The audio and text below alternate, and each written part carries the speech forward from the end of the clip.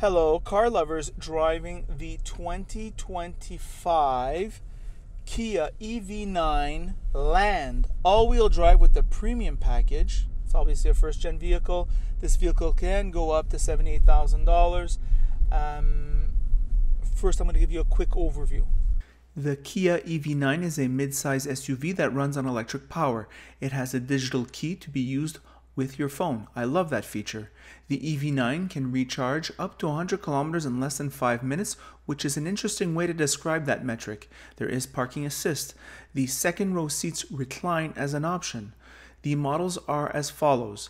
The Lite, which is rear-wheel drive with a 76.1 kilowatt-hour for 370 kilometers of range, which is short of the psychological 400 kilometers. I do not recommend.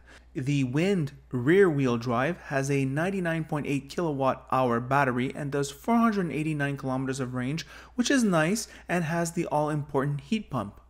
The Land is all-wheel drive and produces 379 horsepower and 516 pounds of torque with 435 or 451 kilometers of range depending on the tires.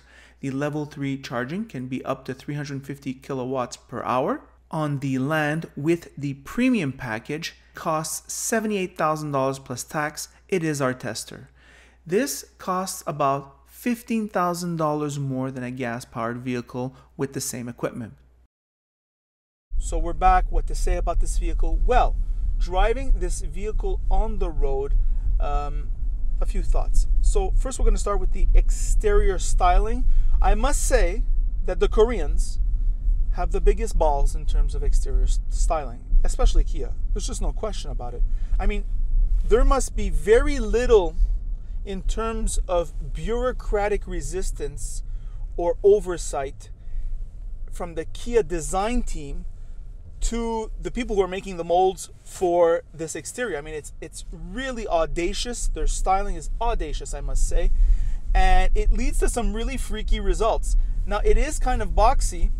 This translates well on the inside. A word on the assembly quality on the outside. Ross makes the remark often on other videos, and I always forget, and I must repeat it. The exterior styling, the paint quality of Kia on the exterior, top notch, top notch. On the inside now, well, Kia is trying really hard not to make you feel that you are in a box of plastic, which is really the Achilles heel of electric vehicles. You always feel like you're in a box of plastic when you're driving an electric vehicle. They just cut everywhere, and they try to cut intelligently, but it just gets away from you. Now, Kia tries the smart design language here, all right? But you do have soft touch, but it is the cheapest soft touch. Here, too, soft touch, very cheap soft touch. Here you have this gray, plasticky, a la piano black. You have here the controls to open and raise windows, which feels like it came off a vehicle which cost $20,000 less. Steering wheel, same thing. These controls here are the only, I find, really innovative part, where you have the climate control and the home, map, search, media, and setup buttons. Very innovative. Lots of room here for me and Ross with the mansplaining position and the wide open elbows. We're not rubbing elbows, so you really feel the mid-size quality of this SUV.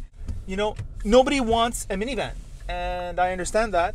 So car makers are trying to make their vehicles more and more not minivan, more SUV. However, sitting here in the front, it almost feels like a minivan, which is kind of a good thing in terms of the practicality. Sitting behind myself, there's so much room. The seats are reasonably comfortable, very comfortable, I would say. The leather quality is pretty good. It feels pretty soft, actually. And you have a third row. It's an emergency third row, but you do have a third row. Everybody who I know buys a mid-size SUV are always asking me, Christopher, does it have a third row? Christopher, does it have a third row? It has a third row.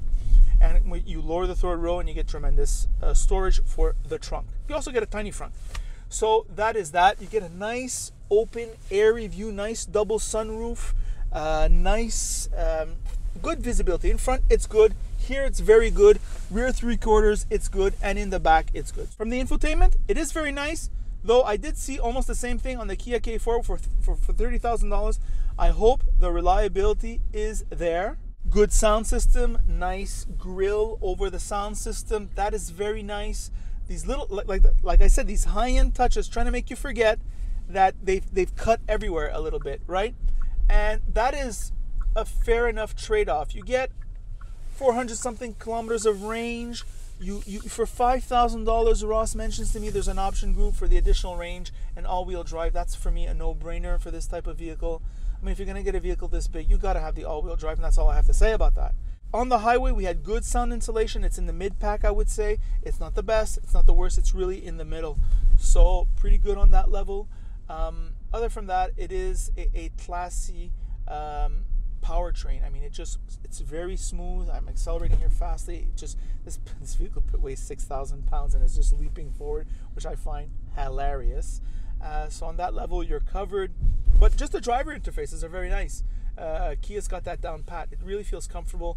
It really has like a nice, easy to use, friendly setting, if you want, in terms of the driver inputs. Very good on that level. I must say this is very good. And I think this is recommendable on the purchase. I think it's recommendable on the lease. And don't forget that this vehicle is more expensive than something like that we tried, which is the Honda Prologue, though it feels way more premium. So you're not just throwing your money away. This feels way more premium, and with the third seat, it's kind of like, I think it ticks the box for a lot of people. So recommendable on the lease, recommendable on the purchase. I think Kia and Hyundai really have an expertise in terms of electrification. I haven't heard any problems, and I'm very pleased with this vehicle overall. It's making a good impression on me, and that's what I have to say about that. So that is the review. By the way, if you like this video, like it. If you don't like it, don't like it. And if you really like it, well then of course you should subscribe, and that is it.